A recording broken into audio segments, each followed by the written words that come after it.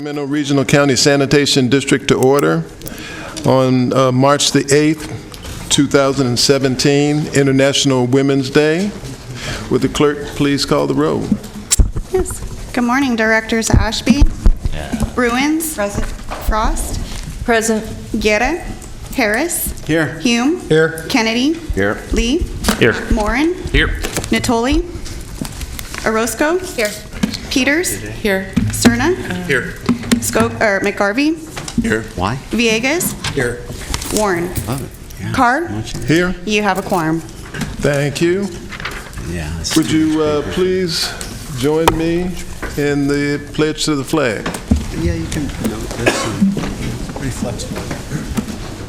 Allegiance to the flag of the United States of America and to the republic for which it stands, one nation, under God, indivisible, with liberty and justice for all.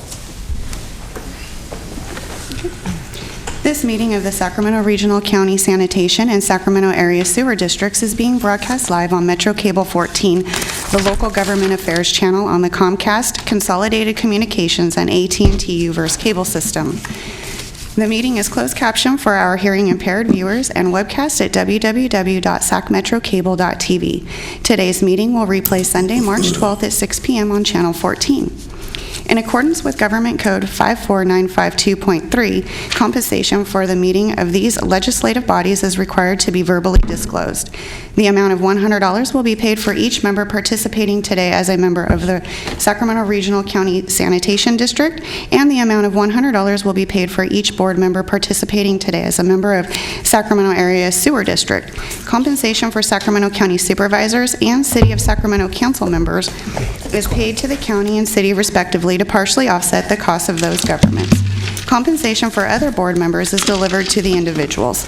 Members of the audience wishing to address the board should fill out a speaker identification form located at the back of chambers and hand it to the clerk. Please speak into the microphone when addressing the board and state your name for the record. Please silence your electronic devices at this time. Thank you. Thank you. Would you call the first item? The first item is acting as Sacramento Regional County Sanitation District. Your district consent matters are items 1 and 2. Is there any discussion on the consent calendar? Move the items. Second. We have a motion by Director Serna and a second by Director Nottoli. Please vote. Dr. Morin. Warren. Dr. Morin. Who? He got it. Andy got the second. We have 2 seconds. All in favor, please say aye. Aye. Those opposed, nay. Abstentions? The motion carries. Would you call the second item? Okay. Item number 3 is comments from the public on matters not on the posted agenda. I have no speaker slips for items not on the agenda. I have some for item number 4. Is there anyone here to discuss something that's not on our agenda? Would you call item number 4, please? Okay. Acting as Sacramento Regional County Sanitation District, public hearing for sewer rate and fee increases and introduction of the Regional Sand Consolidated Ordinance Amendment. Good morning, Chair, members of the board. I'll go first and then spend a couple of minutes to tee it up, and Dave will finish the presentation. And I think we have 3 or 4 members that wanted to speak. So the Regional Sand has a long-term financial plan that looks at 10 years ahead, and we do this annually. We update it. And the proposed rate increases that are in front of you are consistent with the financial plan that we have recently updated. The increases are the last needed rate increases for the Echo Water project. If you remember, there are a couple of new members, so I wanted to put a little bit of history here. This project began at the end of 2010 with the permit that we received from the state that required us to remove ammonia from our wastewater, also add filtration, the cost of which we were estimating in around $2.5 billion at the time of the permit was issued. But since then, the costs have come down for a number of reasons. And also, we were estimating at the time the project was conceived the rates to be in the mid-60s by the end of the decade to pay for this project. So a lot of favorable things have happened since that time till now that resulted us in asking for a rate increase that's slightly under $40 by the end of the decade, actually into 2022, slightly past the end of the decade. Permit litigation, we litigated the permit and settled with the state, helped us, state backed off some of the requirements, helped us reduce the capital cost by $150 million, between 100 and 150 million. And we spent some money up front do the technology selection. We selected the technologies that are right for the situation that we have, not overdoing it. That helped us save hundreds of millions of dollars. On top of it, the largest low-interest loan that we have received in the nation, the last one of which I signed a couple of weeks ago, at 1.7%, as opposed to 4.5%, 5% that we have to go into the market. That's saving us between $500 million to $1 billion in interest alone. And last but not least, the very proactive nature that your board has used to approve these rate adjustments. You have gone incrementally since 2010. That helped us immensely in not only paying for some of the early capital expenditures, but also ultimately to keep these rates as low as they are today, or at least our projections are. So all of these have made, essentially contributed to where the rates are going to be. Since 2010, by the end of this rate adjustments, as I said, this would be the last for the Echo Water project. We will have increased our rates from $20 to $39, which is a $19 rate increase, of which approximately $16 is going towards Echo Water project. The remainder of the $3, or almost 11 to 12 years, is for the inflationary adjustments for the operation and maintenance of the existing assets and the staff colas and whatnot.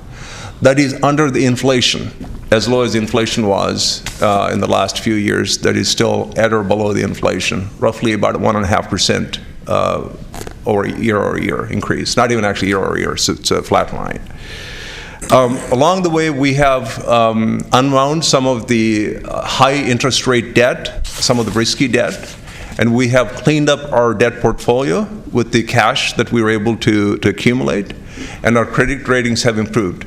So this is essentially as a prudent rate increase as we have been able to accomplish.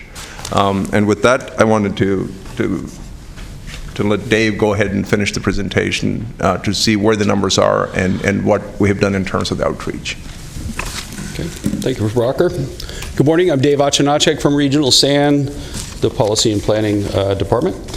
And we will be talking this morning about some proposed impact fee and rate adjustments, just as Prabhakar had mentioned.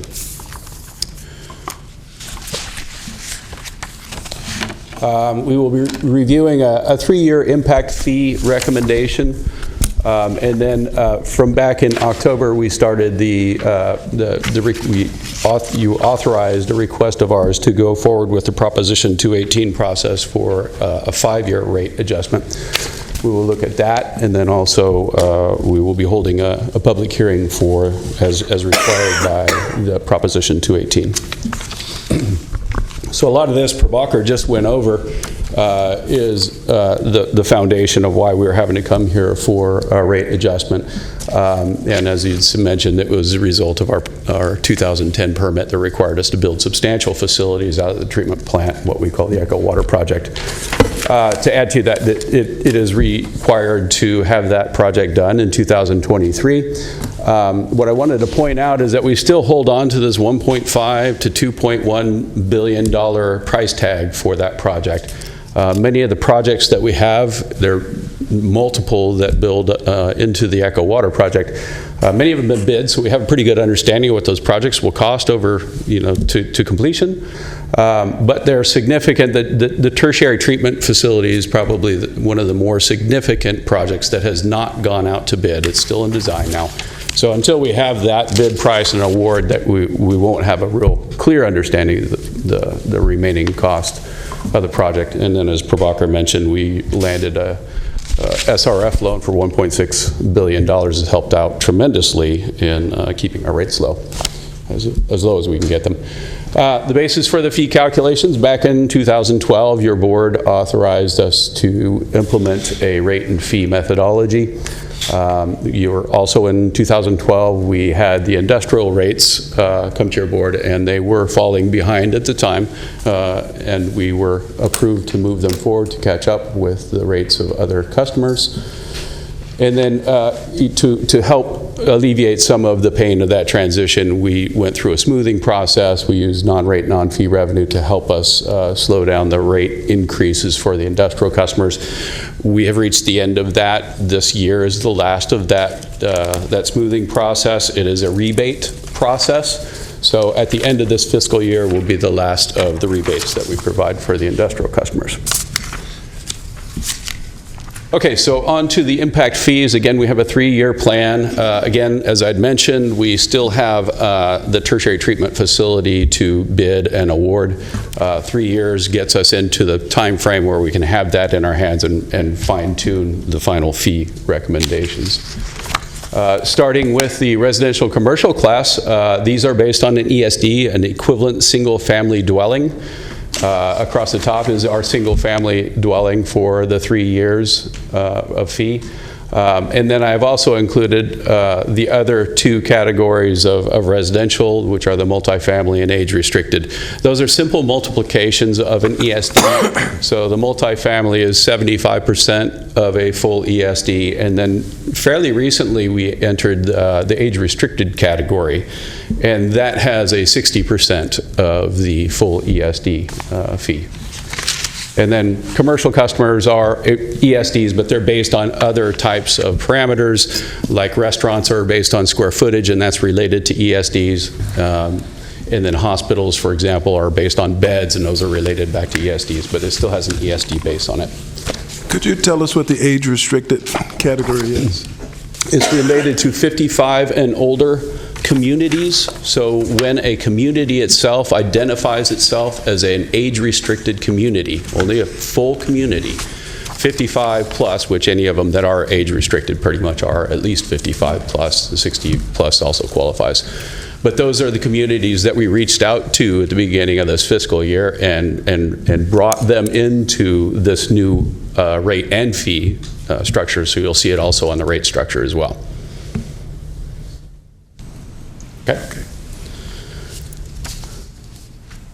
Okay, on to industrial customers. Those folks are billed a little differently than our residential customers. Their fee is based on flow and then the waste strength. So the waste strengths include the biochemical oxygen demand, which is organics types in the waste stream, total suspended solids, the inert type materials, total Keldol nitrogen, which is ammonia and nitrogen compounds, and then pathogens. Those folks, as you can see, they have the BOD, TSS, and TKN are fairly flat over the course of the 3 years.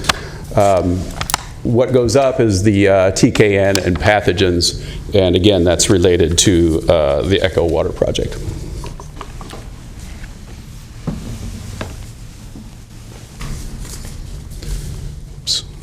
Let's go back here. So we've done quite a bit of outreach, as we normally do during the course of our rate and fee adjustments. We had letters to stakeholders and many letters out to development communities, Chamber of Commerce, building trades, etc. We have a website that we continually update. That website has all of the facts and figures associated with the rate adjustment, or the fee adjustment as well. And then we have a letter that goes specifically out to each one of the industrial customers to alert them of the fee adjustment. And then we also offered a meeting for any of those industrial customers that wanted to talk about what their fee adjustment would be. We did not get anyone to show up for that meeting.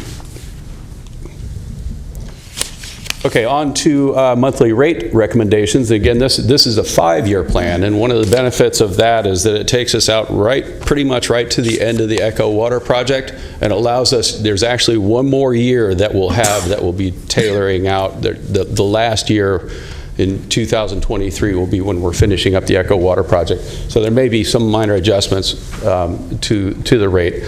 This gives us an opportunity to adjust appropriately.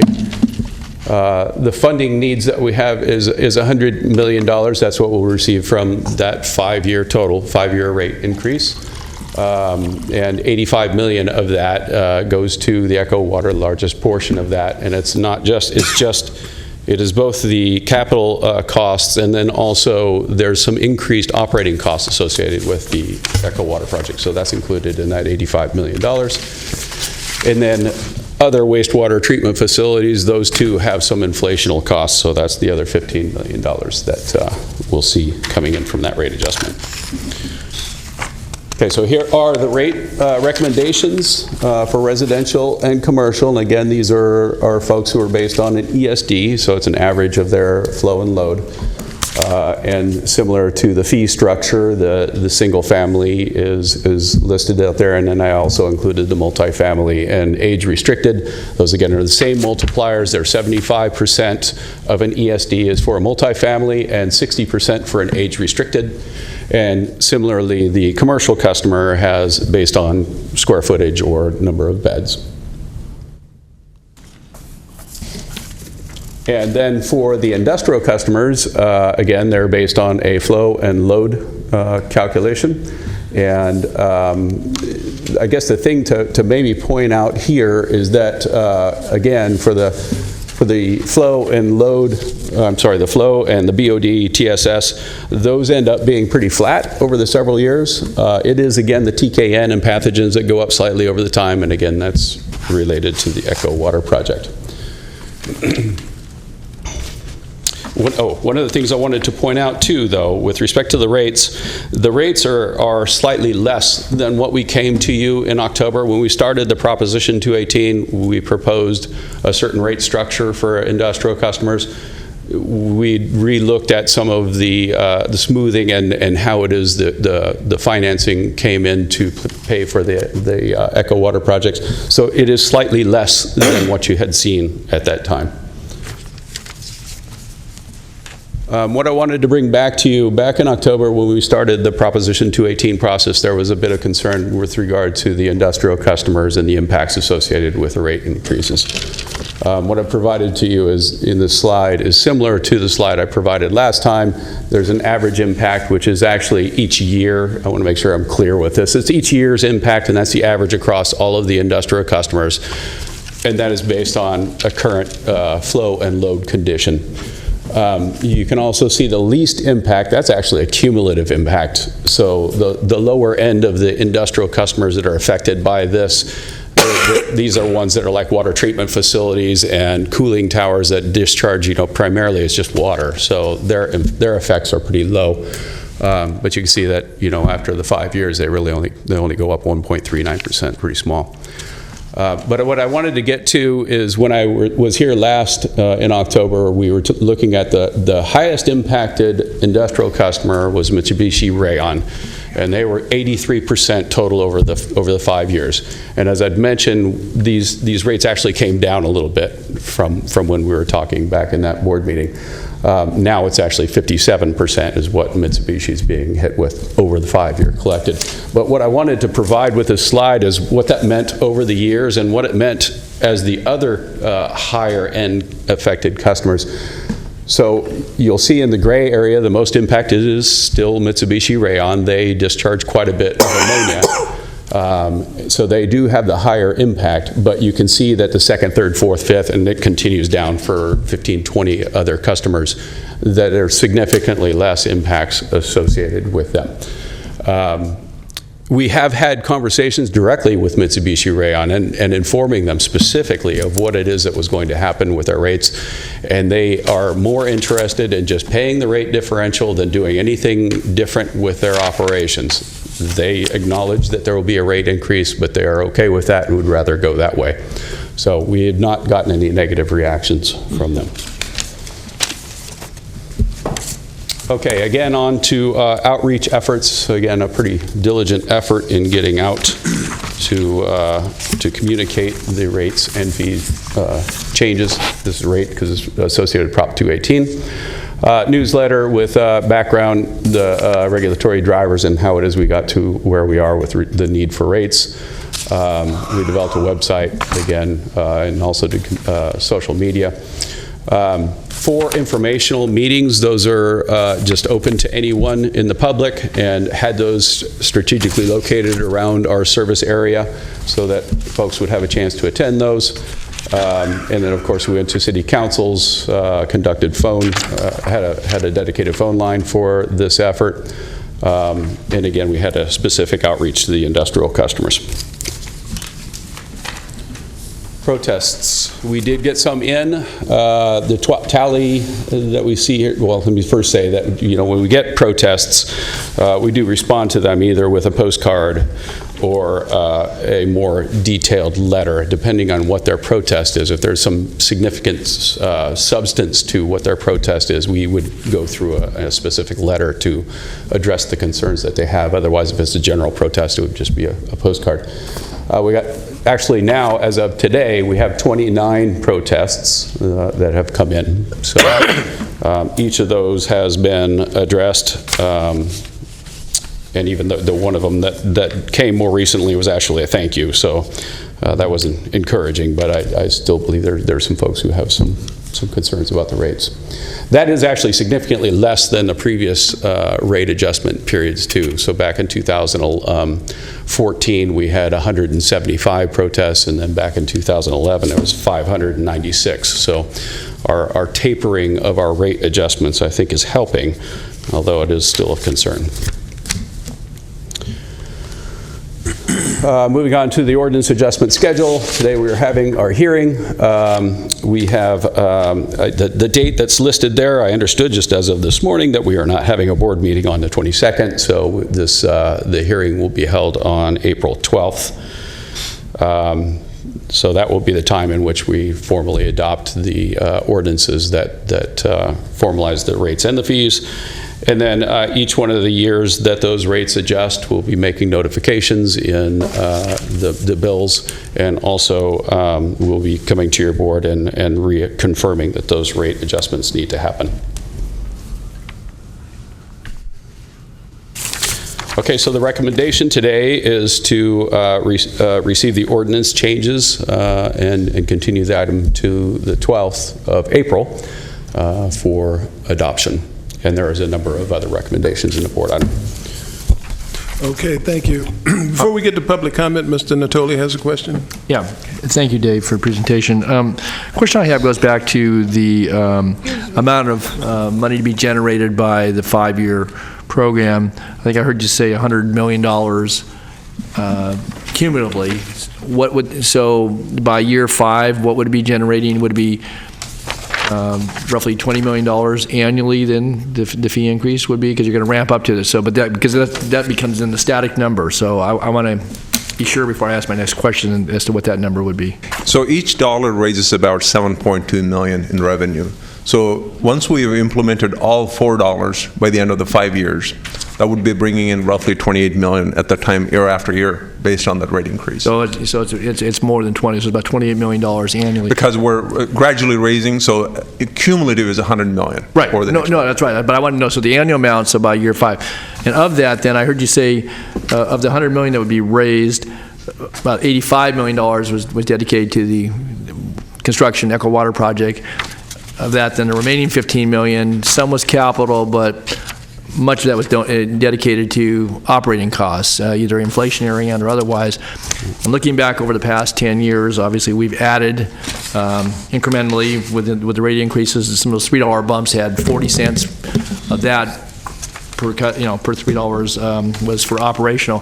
What I want to get an understanding about then, but some of those previous rate increases were for operations for the existing facilities, and so now we're taking on, $1 billion worth of new facilities, plus or minus, probably more than $1 billion. Yeah. How is that accounted for in here? Because what I see is, as much as we're going to complete the construction program by 2023 and by 2021 be well on our way to seeing that completed. I guess I want to get some sense about what the projections are, because you're going to, and whether it's labor costs or energy costs or whatever, because that takes a pretty good bite. And, and basically we're saying costs that we have some control over on that side, whether it's labor contracts or it's, trying to adjust our energy consumption and so forth, but they're pretty fixed. And so what will that continued bite out of that be? I guess that's, I rolled a lot into that question, but I want to get some sense about that.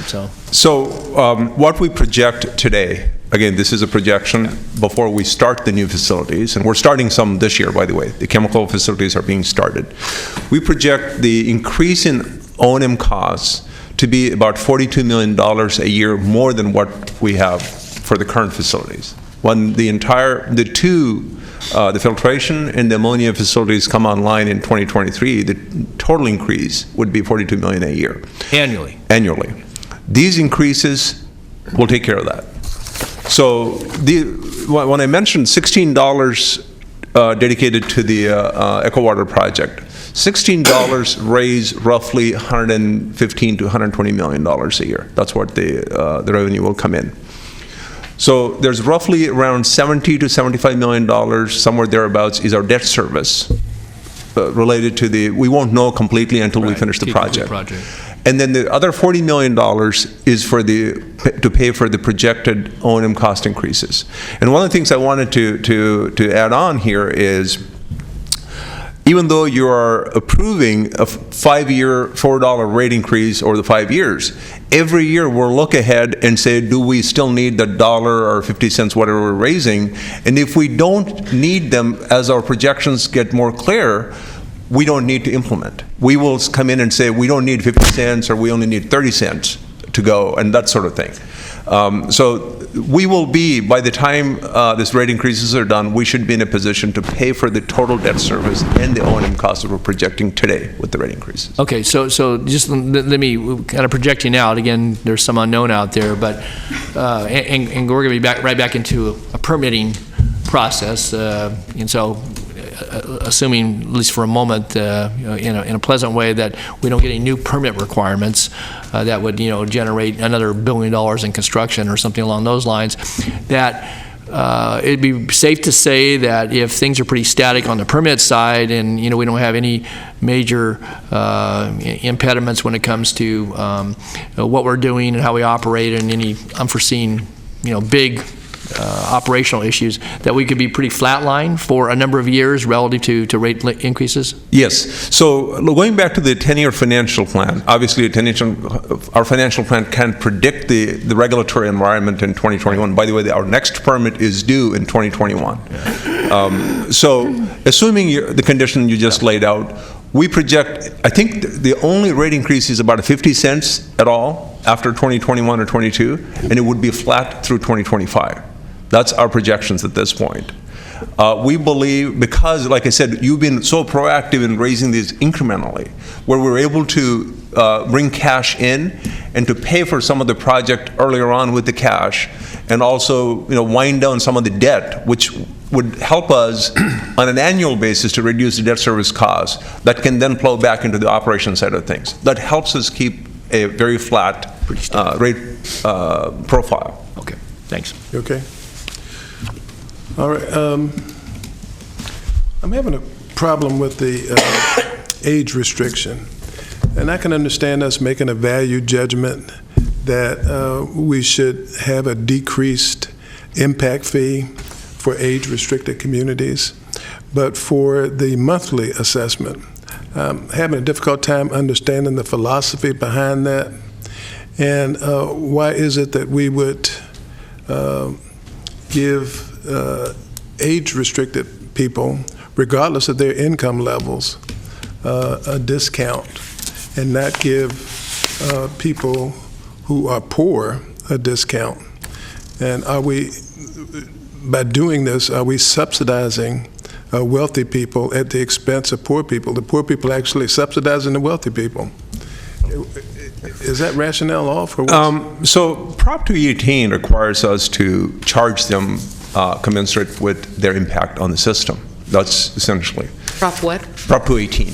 218. So Now, we can slice. It doesn't tell us, how broadly you categorize our customers or how narrowly we categorize the customers. Obviously, the narrowly we categorize, the more work we have to do that means we have a lot of categories. So the rate age restricted came about because of a potential litigation. And I think I can say that. Well, actually, can I I'm just, sorry, you might want to just talk about the studies that you've done that showed the impact of That's right. Senior communities, age-restricted communities is less on the system, so that's how we got to the 60%. It's based on studies that can support that versus poor people / rich people. They all theoretically use the system the same. They have the same impact on the system, so that's why their fees are charged equally. So it's based on studies. I mean, if this Prop 218 requires that if you're going to have different rates, you have to show that there's a proportionality issue. So that's the same with the 75% for multifamily. The studies that Regional San has conducted show that the multifamilies have less of an impact or use of the system. So that's the differential between the 75% and then the 60%. So, but the communities don't pay the monthly fee. Individuals pay the monthly fee. That's not right? Community, like multifamily or? Age-restricted community does not pay the monthly impact fee. An individual actually has to mail in a check. Is that right? I'm not sure how they all work, but Yeah. but So I'll jump in here. When you designate an age-restricted community, the state has a certain requirements how you designate an age-restricted community. Majority of them should be 55 plus. Living in that community. So we have selected those communities to test against a normal single-family communities. So what we found is during that study, it's a multi-year study, where the discharges, the waste characteristics coming from these age-restricted communities, the group of the houses, are roughly 60% of what's coming from a single family. Because typically the age-restricted community has fewer people living in it, and there are restrictions in terms of the numbers that can live because it's part of their CCNRs and whatnot. So the rates are based on that actual study, and which Prop 218 requires us to only charge based on what they're impacting the system. So we were able to establish that impact and then be able to adjust accordingly based on that study, and hence we are in that. I see. So are we allowed to do a low-income program? I don't know. I'm going to ask. only if you use non-rate and fee revenue to subsidize the cost of service. And I think we have that. That's this ARP program. So I guess maybe, Chair, your question may be, can we review the low-income areas individually? Is that what you're asking the question? Yes. I didn't see it in the charts that you displayed. Now, we have not categorized. There's no categories called a low-income category, because I think they're probably spread out in many parts of our service area, not as neatly designated as a senior housing communities or not. So which makes it very difficult to study just those communities if they exist at all. Number one. Second thing is we have the rate adjustment support for the low-income communities in terms of if you're twice below the federal poverty level for a family of four, $40,000, you will get $150 a year discount. That's already there. And those that are paying bills or have, for example, even in the mobile home parks where their bill is itemized, they get that credit. They can call in and they can get the Okay, we just didn't see it on these Yeah, charts. it's not in here. But Okay. Yeah. But we have, so in all our presentations to the community, we have actually encouraged and sought those things. All right, got it. Okay, if there are no further questions, we'll hear from our public speakers. First one is Joni Hughes. Ms. Hughes?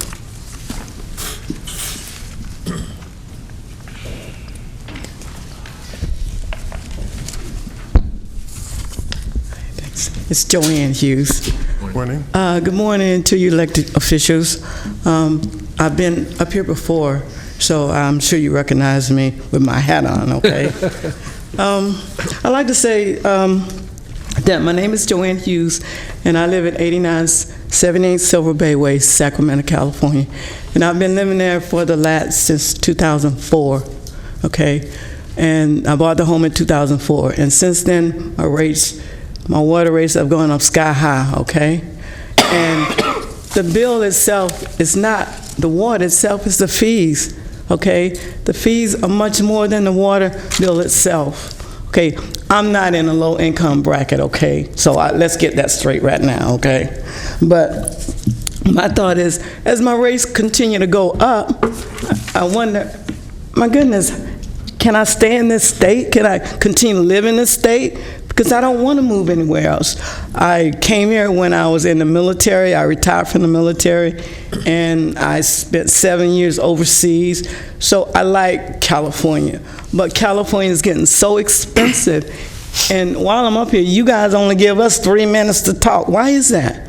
I could see you guys giving us maybe 5 minutes, okay? Because there's not that many people speaking. And my thought is this. I don't agree with you're saying the costs are effective, and the fact that, okay, every year since I've been in my house, my rates have gone up. I don't think that's cost effective. I think there's cost overrun.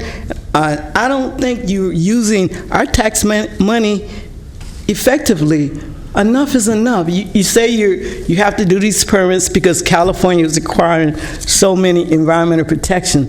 The federal government is starting to downsize on those environmental laws. It's time for California to do the same exact thing and stop putting it on us, the taxpayers. You're spending our money. If I had a budget, okay, the budget I have in my house, if I did the same thing you guys did with our money, I'll be on the street, okay? I'm just saying I'm angry because you guys are not using our tax money, our fees the way they should be used. It's time for you guys to consider we the people that you are elected, okay? And stop wasting our tax dollars and our money. And this project hasn't even been built yet, and you're spending billions and billions of dollars. To me, it's being wasted, okay? Thank you. Chris Ware. Good morning, Board. Thank you very much for hearing me. I am the Research Director at the Greater Sacramento Economic Council.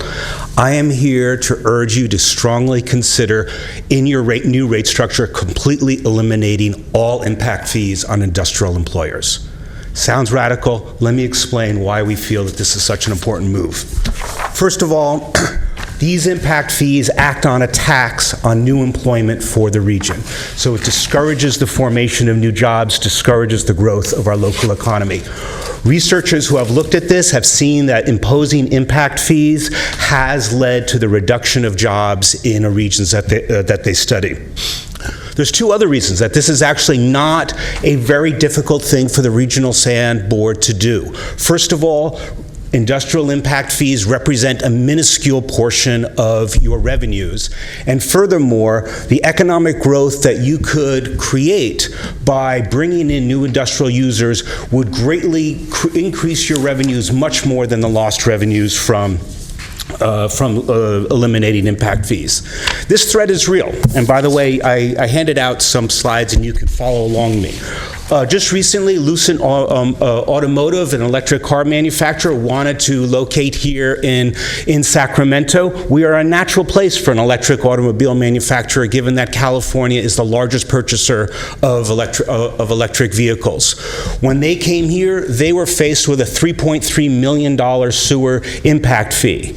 Instead, they left to go to Arizona, where they had no impact fee, and instead received a $46 million supportive packages for placing their plant there. That was the equivalent of 2,000 jobs that we could have had here in Sacramento, but left to another state.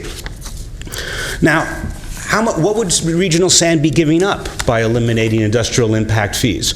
Right now, from our discussions, they represent a minuscule proportion. Less than 1/2 of 1% of your revenues are coming from impact fees. Now, one of the reasons that I discuss this, and I'm against the concept of putting impact fees on industrial users, is even though I can't claim to have written the book on utility pricing, I have written a chapter in a book on specifically utility pricing.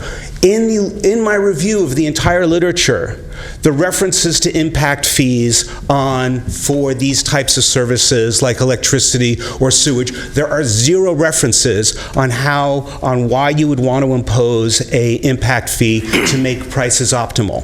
And the reason is quite simple. When you have a large plant that you can have to pay for, so this eco plant is an enormous investment, the way to pay for it is by expanding your user base as much as possible. Placing taxes that discourage people from connecting to your system are exactly what is harming your rate revenues. And then we looked at this, and we just did some very simple calculations. If you forego an impact fee, that you could actually see increases, that you would get the use fees from the industrial user. You would bring in new impact fees from houses from the people who came here to work in this new industrial facility, and you would get the use fees from those new houses. When all told, this would actually end up increasing the revenues of regional SAN, therefore reducing the burden on all your existing users. So for all those reasons, we really strongly encourage you to consider this, both for the financial health of regional SAN and for the economic health of the region. Thank you very much for your time. Thank you. Say again? Yeah, let's finish the public speakers. Anne Marie Lakem. Ladies and gentlemen, actually, this is my first meeting, but I've actually been lucky to live in my house for about 10 years. And I mean, ever since this whole Sacramento County utilities bill has actually increased us to like $40. And I mean, not just this particular project, but just as annual increases, I mean, has just been astronomical. Like if I average out my bill, it's basically, I know it's like every other month, but it's like the way I'm perceiving things in the future, the way this thing is going, both with this increase and other yearly increases, we're looking at $100 a month. I mean, if you average things out for low income, for the less fortunate, this is just going to create so many backlash just on people like myself, like the hotels, motels, the different businesses and stuff will want to recoup some of that money back. So they're going to actually charge the little guy more for their services to help recoup some of that money, right? That you guys are going to let them have. I think they have enough already, myself, for the charges that they've actually done. This might eliminate jobs, like that gentleman was saying. It might eliminate jobs to help recoup that money from all this other backlash, you know? And I already work minimum wage myself, and with all these other increases, annuals or otherwise, I'm looking at having to have a second job. And I mean, I have my first job. People that were retired actually are out working now because they can't no longer afford all of the utilities in here, or they're actually just simply moving out of California just because they can't afford to live here. They just can't afford to live here. And I mean, myself, I used to be in the financial district. I actually want to see all the accounting records. I want to know if they're public or not. I want to see where all my money goes because I'm the budget in the family, and I'm in a single-family home. And I mean, we stretch things so far.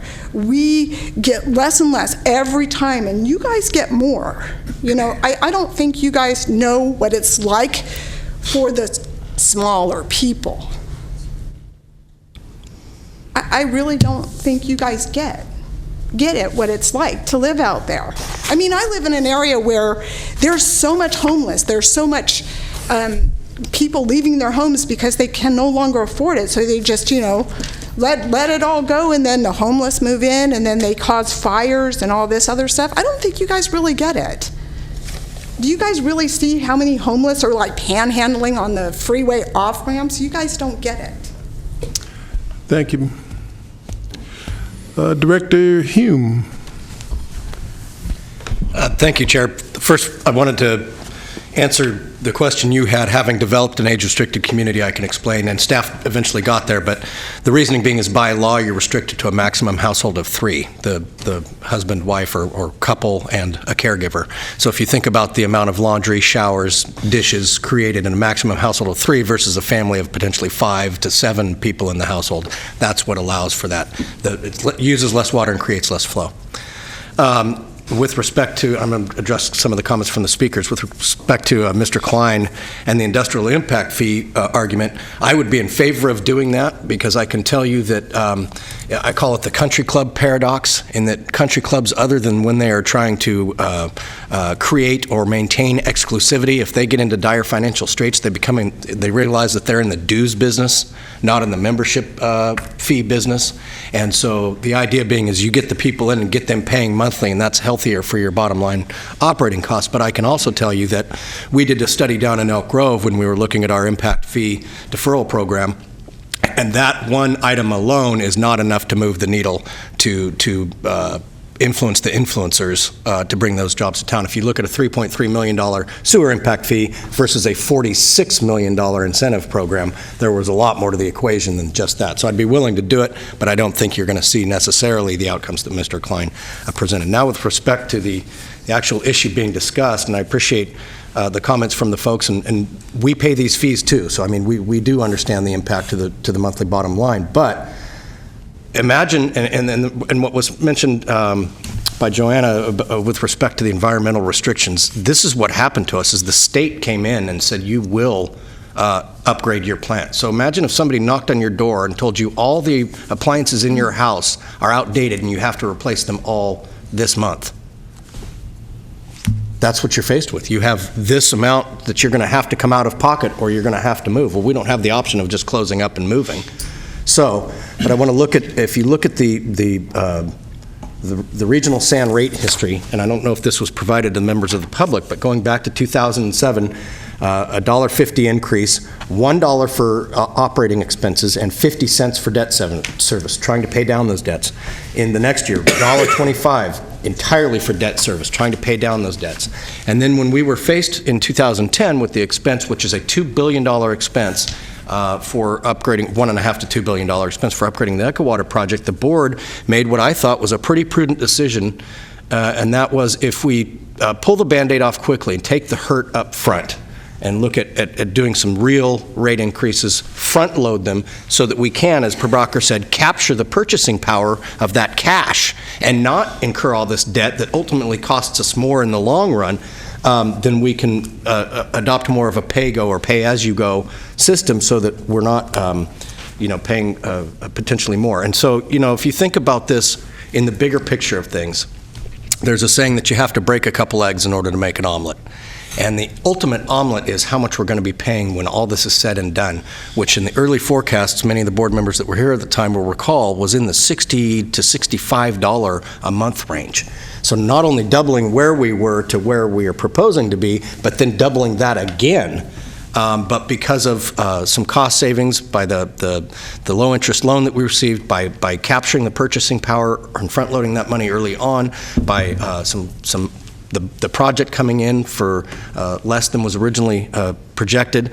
Now we're looking at basically getting, as Prabhakar said, by 2022, 2023, to where we are sustainable at the rate that we're at and not having to continue increasing. So look, nobody up here likes raising rates because it affects all of us. It affects the least among us. It affects the entire community. But when you're dealt a certain hand and you have to be responsible about it, there are very few choices. And so, I don't like doing this, but I'm in favor of how staff has put it forward. Mr. Nottoli. Thank you, Mr. Chair. A couple of things I wanted to ask about before this comes back to us, I guess, in April now. As it relates to those who are least able to sustain the increase, the lifeline rate, We're talking about projection over 4 years here, I guess, and we've made one adjustment in the not too distant past. I guess I'd like to have us take a look at that, because otherwise the ability for households to manage fixed incomes and/or just the limited resources, it chews away at it, even if they qualify under that particular aspect of the lifeline rate. And so I guess I would ask that over the course of this period of time, again, hearing what you said earlier, Prabhakar, it may not be $4 at the end of the day, but it may very well be. Your projections have been pretty right on, and so I guess I would ask that, one, we take a look at that. There are a couple of things I wanted to add to that, Director Nottoli, if I may. Sure. So we totally recognize the fact that we've had to raise these rates, and it affects especially the low-income folks. In the last 7 years to 8 years, we have gone from $60 a year of subsidy or the incentive to $150. So roughly about $8 or so. So to date, we have increased by $15 since 2010. Of that, $8 is subsidized. I mean, I certainly would love to have been able to do all of it, but unfortunately, we have to use the non-rate, non-fee revenue to do it, and we also need to balance with the bringing the jobs and all of that. So, the one hope that I have is, especially with the talk about the raising interest rates, which affects in other sides of it, that we could potentially bring additional revenue that allows us to look at more closely, can we offer more subsidies in the next 4 or 5 years? And we certainly will look at that. Okay, I appreciate that. Because, again, I would just emphasize the point that unlike some things in life where you can choose to either purchase them or not, there's no choice. When, again, it's part of your occupancy of your home or your apartment, your mobile home, whatever it is, and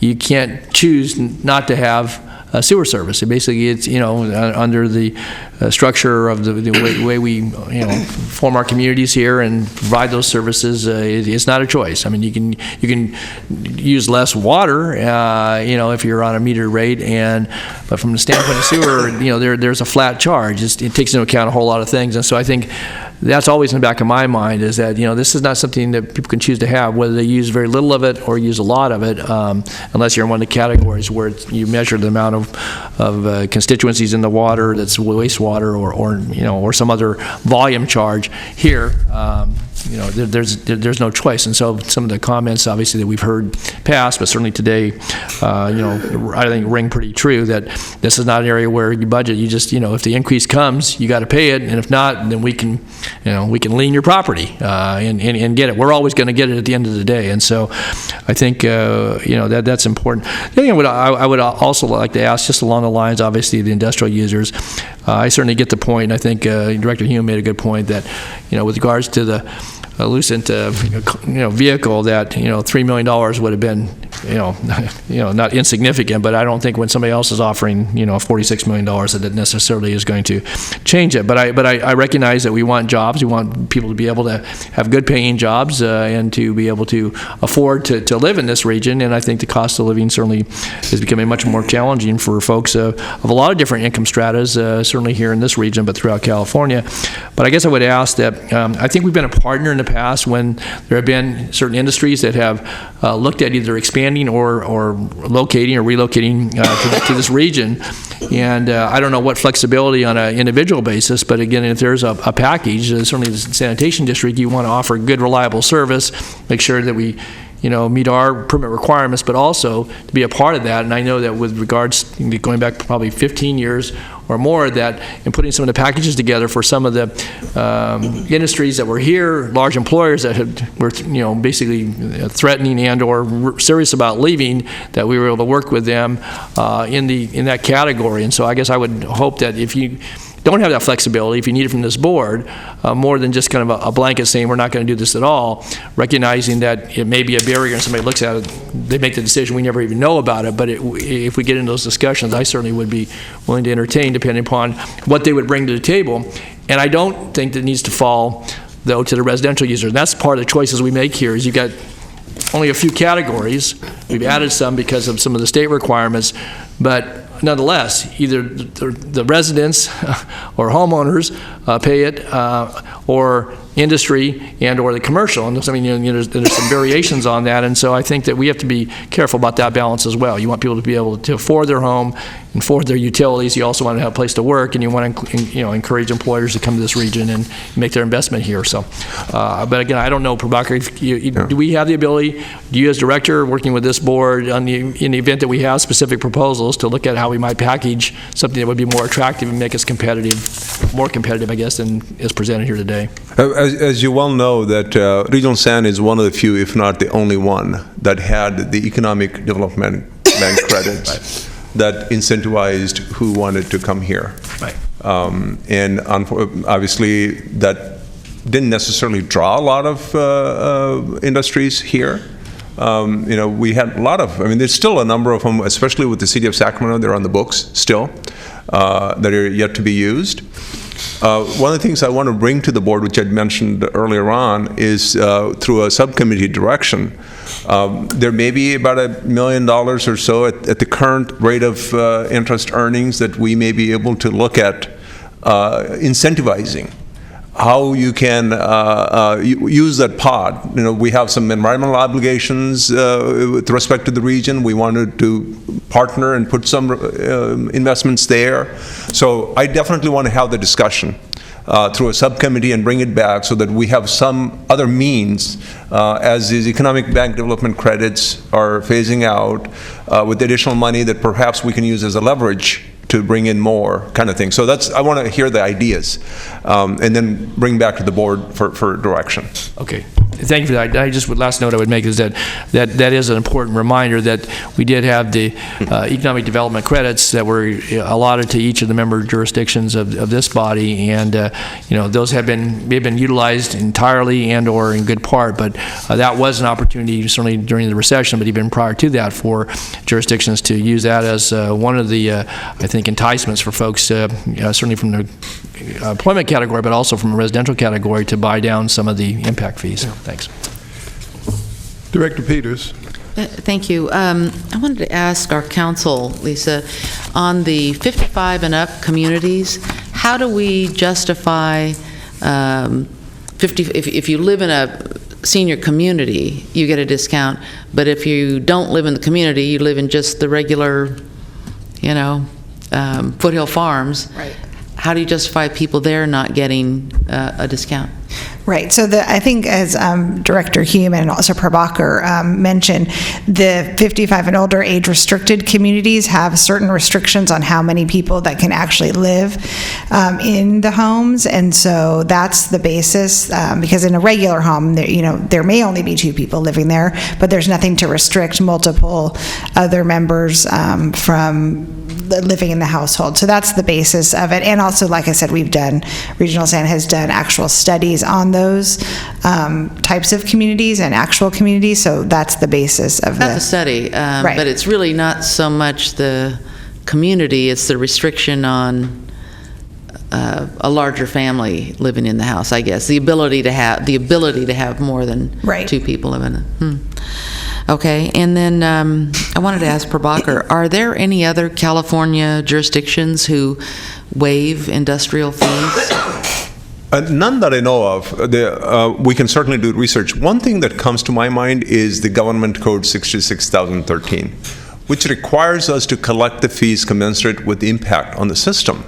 Now, if we, by virtue of waiving fees for certain class of individuals or the entities, which means others are picking up the bill, the only avenue, at least sometimes I pretend like an attorney, which is dangerous. The only avenue that I see that we have is if we have this non-rate, non-fee revenue pot, if we grow that pot, we can use some of it to potentially waive the industrial impact fees.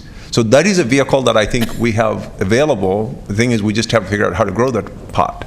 But we will do some more research to answer your question. But off the top of my head, I don't believe, and I'm going to look to Lisa to see if Right. And I agree. I'm not aware of any at least the major sanitation districts that I'm familiar with, Orange County and LA, they have similar impact fees, and I don't even think they have the incentive programs that we've had in the past.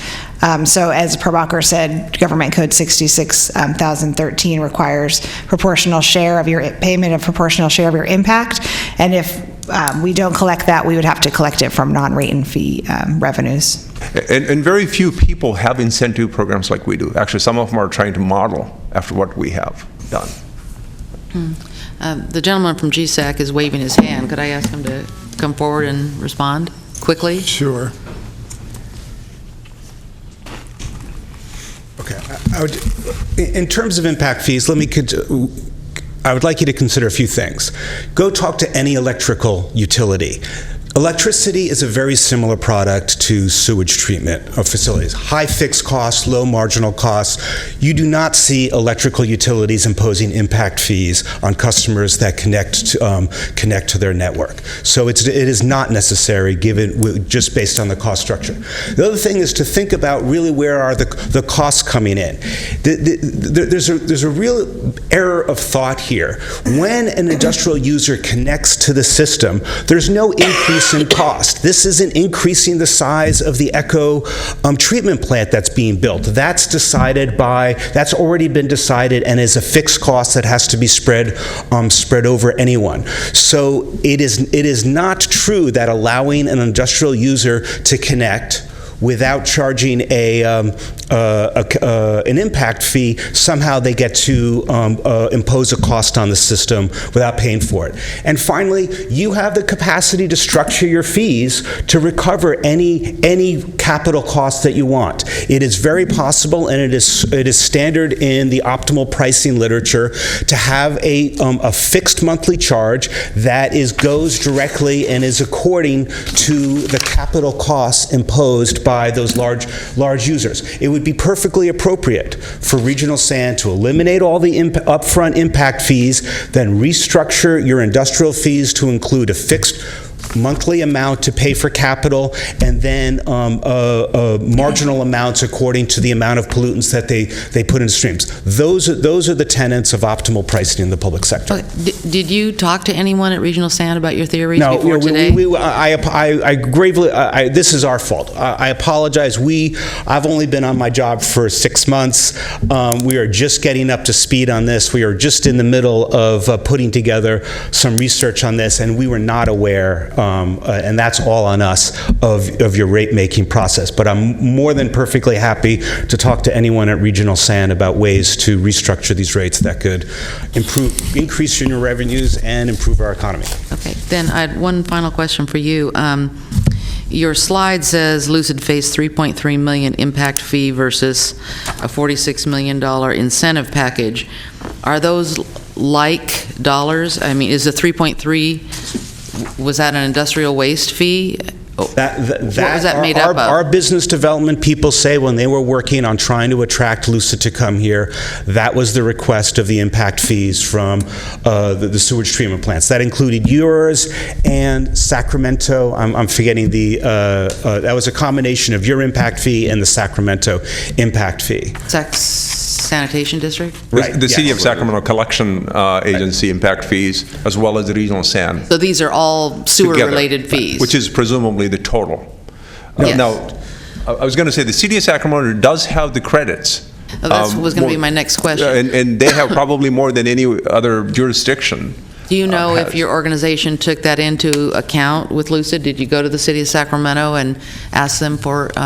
This is before my time, but I will talk to our business development people. Okay, yes. that might be good for you to have a conversation with the staff here to find out what the possibilities are going forward.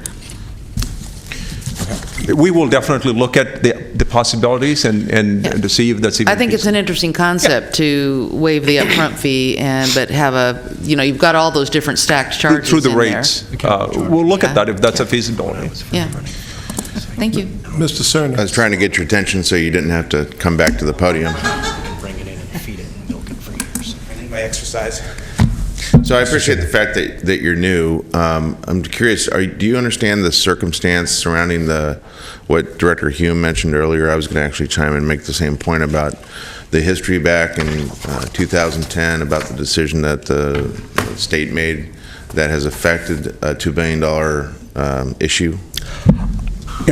I am fully supportive of having clean water in our rivers in California. I'm not disputing that. And I understand that there is this large cost. The important thing from a rate-setting perspective is that this is a fixed cost. So you're having to spend $1.8 billion, so some large amount of money to create this new capacity. Your point is that we wouldn't have to go to another revenue source to make up the difference, right?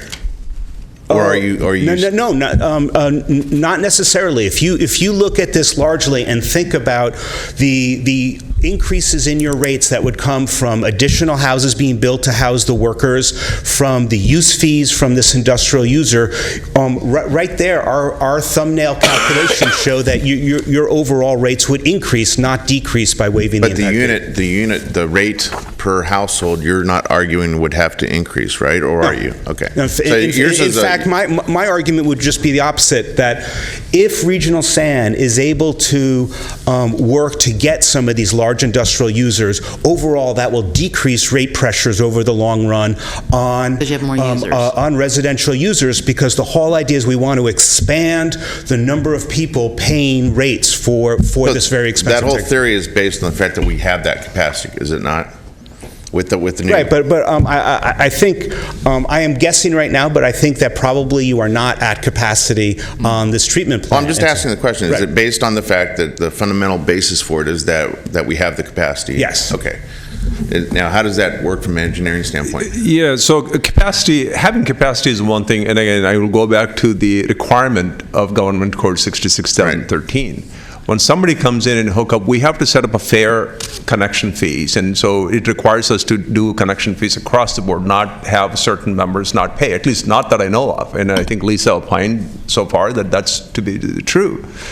But going back to Regional San incentivizing, Regional San perhaps is the one that has incentivized more than anybody else that I know of in terms of through the Economic Development Bank programs, as well as having substantial incentives on the regional industrial rates for well over a decade. Mm-hmm. Our rates until recently were substantially below our competitors, our neighbors. It's because your board has taken that policy to incentivize that. I guess what I'm trying to do in terms of connecting these dots, here, Prabhakar, is if he's saying, yeah, it's his theory of how you can eliminate industrial sewer fees is based on the fact that we have enough capacity to absorb a greater volume of residential users because you'd attract the industry and therefore the growth and the need for the service, and we would not have to adjust the rates on those folks. I'm asking you the question, could we absorb that given our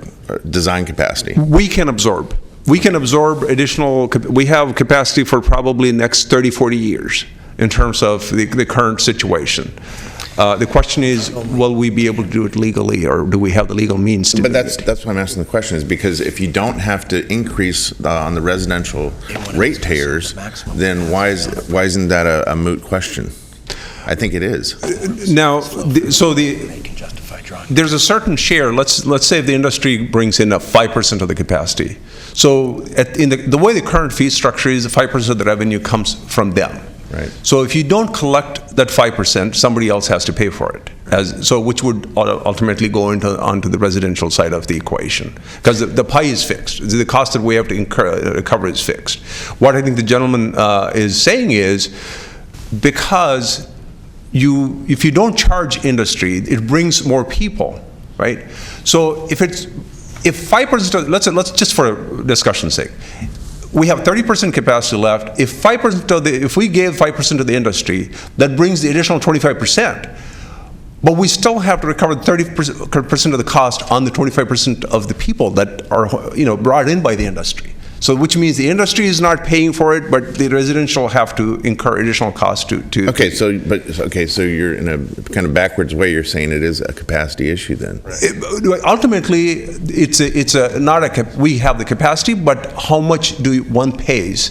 Do they pay their fair share or not? Right. Yeah. And it depends on what you hold constant, right? Right. Yeah. So if you're telling me that, it would necessarily trigger a rate adjustment on residential ratepayers, then I can see the legal nexus argument and how Government Code 66,000 comes into play. If not, then that's why I say it might be moot.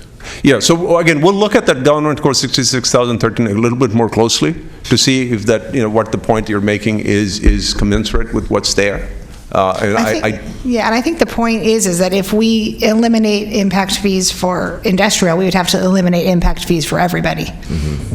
Because you can't have one class paying an impact fee and residential or commercial not. That's a different question. Well, not real. I mean, it's whether or not we can subsidize. That's different, though. The nexus. The nexus is the payer, whether it's an industrial user or a residential user, paying commensurate for their impact on a system, right? Right, and if there's one that's not. That's a different question versus an equity question of whether or not someone ought to have their fee waived versus keeping the other rate at the same level versus adjusting to make up for the difference. Right. That's my point. Well, yeah, ultimately, if we're going to charge an impact fee like we are currently, it has to be evenly charged among classes. It can't be subsidized by a class because of the requirements of the current law. And I totally get that. Right. My question is, though, my point here is whether or not it would require the subsidization. That's my point. Right. It's important to distinguish two things. One is the nexus. What are the costs being imposed by different user classes, and then how do you charge them?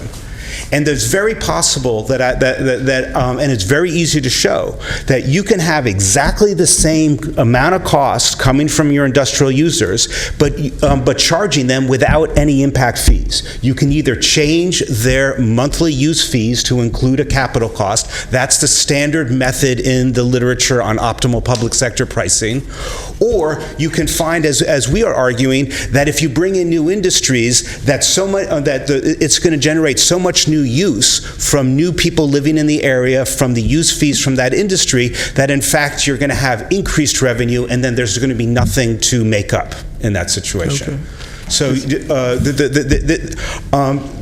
we would not be recommending this if we thought that what we were going to ask you for do it is to have residential users subsidize industrial impact fees. That's not what we're asking. What we're saying is that you can actually increase fees by just reducing the industrial impact fees. Okay. Again, I don't know. I mean, we're going to have to continue the discussion because I don't know if the examples and theories that he's doing have been implemented in California. Just to put a bow on this, why don't we do this? Why don't offline? Why don't you work with our engineers and perhaps even our council to maybe vet further what your concept is. I'm interested in it. I just want to understand how fundamentally you believe that this is not going to end up increasing the cost for a different type of user to enter the system. I think it's a great discussion that should be carried on offline. Ms. Bruins? Thank you. I'd be happy. The question that I have in regard to this same subject is the back page of the waiving impact fee diagram that it pays for itself. This is assuming, well, first of all, the greatest offset to the $825,000 foregone impact fee is the impact fee on 193 new houses. And that's assuming that these new jobs lead to new houses. But if this is a plant, an industrial manufacturer, many of these jobs are going to be labor-rated jobs. Some will be executive, some will be labor, some will be in between. And I would presume that many of the people that go to work for this new plant already live here, and they already own a home. And they're maybe unemployed at this time, and this provides them new employment. And this is all really good, but I think that this formula has some assumptions in them that may or may not be able to be borne out. And if the purpose of this is to show how this offsets this $825,000 loss of an impact fee, I challenge the validity of the formula.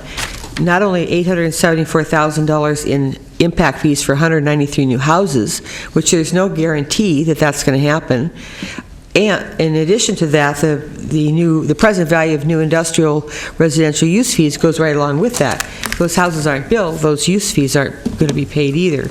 So I just really question the formula that came up with the fact that this is going to pay for itself.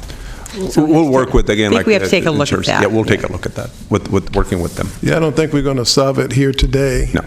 But I think it's a good idea to get offline with them. And Mr. Lee. Thank you, Mr. Chair, and for purposes of disclosures, we had a conversation about this, being that I was on the way to get on the Economic Council board already. I think what you had to share was really insightful, and but I'm certainly in support of taking this offline along the lines of Director Serna suggesting the conversation. So I just want to go on record that I would be in support of that. Thanks. Okay. Before we accept a motion, are there any changes to the dates on this that you want to make? Yes, as Chair. So the follow-on, the date for the ordinance adoption is April 12, 2017, instead of the March 22nd, because we will not be having the March 22nd meeting. That's the change. We have a motion on item 4. So moved. Second? It's been moved and seconded. All of those in favor say aye. Aye. Those opposed, no. Abstentions? Motion carries unanimously. Mr. Chair, can I just add one thing, just based on public comment before we move off the item? Staff had indicated that we'd seen a gradual decrease in the number of protest letters that we received, from 500 the first time to 187 to 22 today. And I just want to remind staff that I don't think that's a reflection of the concern or the interest of the public about the increasing fees. And I certainly don't want to signal that that we should be less transparent about where these fees, the cost associated with them, and what the funds are actually, what the fees are going to pay for, as everything is increasing. I think, in fact, it signals to us that we have to be more transparent about how and what these fees are paying for. I mean, everything about what we do is being good stewards of our services, our infrastructure, our water. All those costs are going up, and so I think it's incumbent upon us to make sure that we are totally transparent about why we're increasing these fees, and not let the fact that 22 letters that we received this time be a reflection that people are okay with it, right? And I think people know that, but I just want to make sure that we're signaling to staff that that's all the more reason why we need to be forthright in how we indicate to the public about how these fees are going to be spent. Right. Okay, thank you. Good point. Would you call the next item? Yes, acting as Sacramento Regional County Sanitation District, item number 5, certification of environmental documentation and approval of the South Sacramento County Agriculture and Habitat Lands Recycled Water Program. Good morning, Chair and board members. My name is Christoph Dobson. I'm Director of Policy and Planning, and this is a big milestone for our South County Ag program. The project, just to give you a tiny bit of background, it would be delivering 50,000 acre-feet per year of recycled water to the South County for irrigation and also habitat lands. Water is going to be available in 2023 when our Echo Water project comes online. As far as the EIR goes, we evaluated the proposed project at both the project level and the program level, because basically there's kind of two pieces to this. One is at a project level, we looked at the major transmission main and the pump station that delivers the water. It's kind of the backbone infrastructure. And then, so that's looked at a project level. At a program level, we also looked at some of the more local distribution systems, because we don't know exactly where those pipes will be yet. So what it means is, in the end, is that we will need to do some additional environmental review when we get to that point. And that environmental review will be specific to the construction impacts of those local systems to distribute the water. As far as public outreach goes, we had both a CEQA scoping meeting and a draft EIR public meeting back in 2015 and then in 2016. EIR was posted on websites and went through the state clearinghouse process, all of that. As far as comments and responses go, we received 15 comment letters during the public review period, and actually we received a couple of extra that came in late. We addressed those as well. So there weren't any verbal comments made at the public meeting that we held. The final EIR includes all the comment letters and, of course, the detailed responses to each of those. The entities that submitted written comments were notified of the hearing today so that they could appear if they wish to. As far as findings, we did not identify any impacts that could not be reduced to less than significant through our mitigation measures that are included.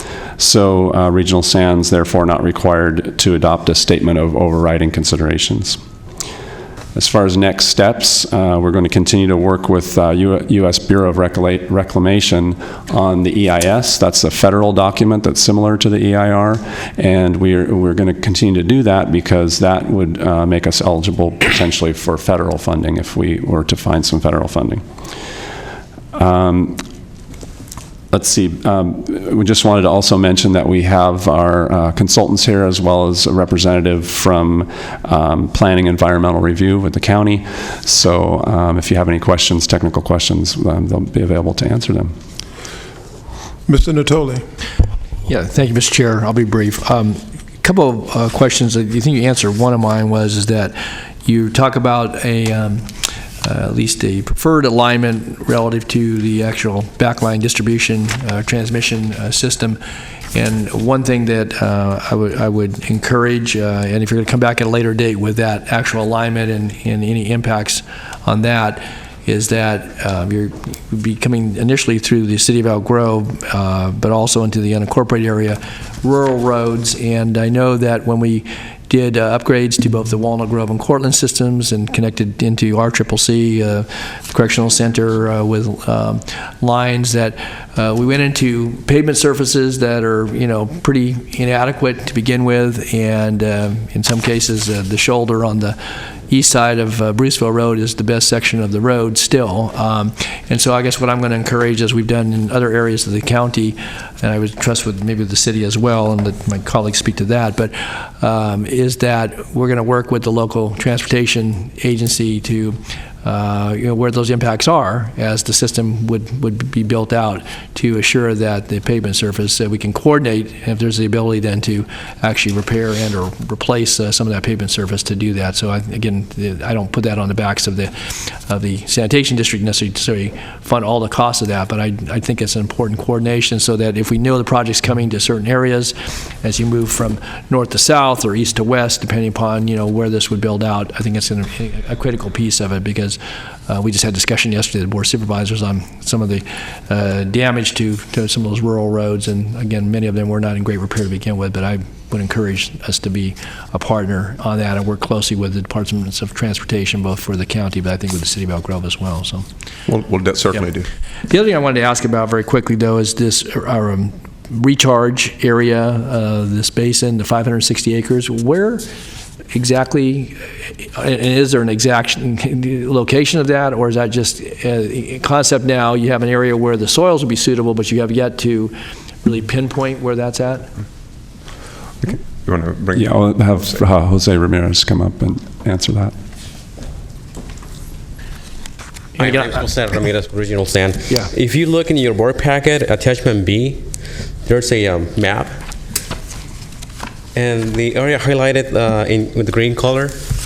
Can I have the overhead projector, please? Okay, is that the entirety, or is that just the area that's a larger area, which the 560 acres would be somewhere in that? I'll show it on the map. Yeah. This green area right here. That is the recharge area. Right next to the consumer river. This area in green.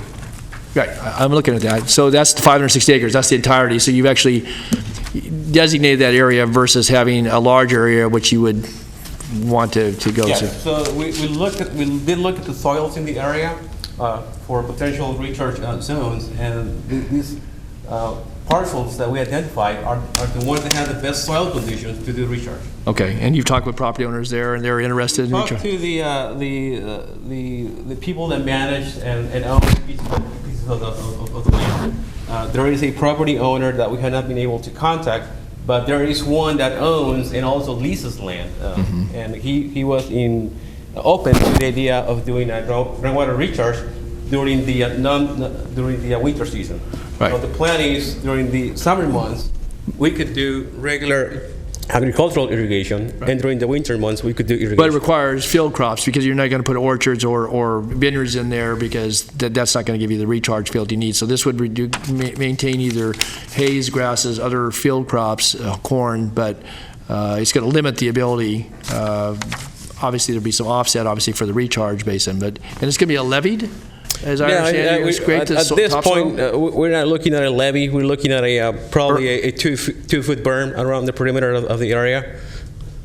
Okay, because it was described as a 3-foot berm with 12-foot wide, which could be a service road, I guess. But that's, it's in an encasement area, an enclosure area for the water that you would take to that location. So yeah, but we will work with the property owners to identify what types of crops they can continue to farm, and also once we look in, if they decide that it is an option to do flat irrigation for recharge purposes, we will work with them on identifying whether or not a 2-foot height berm is enough, and if we need to have a 3 feet wide or 5 feet wide.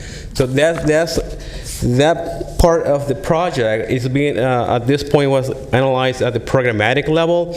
In the future, as we have more detailed information for that area, we will develop a project-specific EIR to identify and mitigate the potential impact. Okay, but and again, I don't want too much more detail. But you're going to scrape the topsoil off for. Is this related, at least in the summary that I saw here, the 4 inches of topsoil to create a approximate 3-foot by 12-foot wide berm? That's what was stated in here. Now, maybe something different than that. I just wanted to be sure as you're identifying that, talking with landlords. I know you've done a lot of that, and I appreciate your outreach. That because this is kind of incumbent in the overall project. That's 10,000 acre feet a year, as I understand, both irrigated use as well as recharge, and you have to dilute the water in order to get to meet all that. So I just want to be certain, because again, if the project depends upon that, then you're going to need to nail that down, and there will have to be probably some offset for receiving that water if they're going to have to reduce the crop alternatives on that property, because I assume that's going to be ongoing. Once you put a recharge basin there, that's going to be it. That's going to be the use, and they can farm it for the agreed upon crops, but they're not going to be able to convert that land to something else, because that's going to be a part of your overall program. So you're going to seek an easement for that? So we will work with the property owners, and again, the intent is that during the summer months they can continue to farm their land. I get that. And whether or not we need an easement, we will work with the property owners as we develop as we get into the design phase of the project. Right now, that portion of the project is still at a high level. Okay. That's why we did a programmatic level environmental documentation for that area. Okay. Again, it's important to the project, and I get all that. And so I want to be. We're certifying this today, and I support the project, and I'm prepared to move the staff recommendation unless there's other questions. But I wanted to ask about that specifically, because that's a key piece, I think, to your overall plan, and you'll need to have that nailed down. Probably at the same time you want to bring transmission lines in too. So, okay, thanks. Okay. Just want to do a time check. We're almost at 11, and can we maintain the quorum? Say again, Jeff? I'll be leaving at about 5 after 11. Is anyone else leaving? Okay, Mr. Hume. Thank you, Chair. First of all, I'll second the motion. I'm wholly in support of this project. I think it's a great thing, a reasonable reuse of water. A couple of questions, though. The first is, in looking at the schematic for the transmission pipeline, did we explore potentially running that pipeline along the Sacramento subdivision of the UP Railroad as opposed to coming down Franklin Boulevard? And kind of to Director Nottoli's point about disruption of... Yes, we did. That was an alternate alignment that we looked at. Unfortunately, there's not enough space to put in the transmission pipeline along the railroad. There are other utilities that are in conflict with our pipeline alignment. Okay, so it was prohibitive from a right-of-way constructability, there's not enough space to put in the recycled water pipeline along the railroad alignment.